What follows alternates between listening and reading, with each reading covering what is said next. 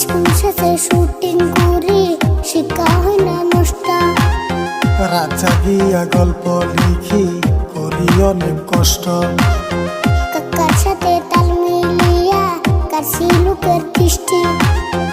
আমার বাইস্তায় আরি ফুলের কথায় অনেক মিষ্টি। ক্ষমার চোখে দেখবেন মোদের ছোট খাটো ফুল।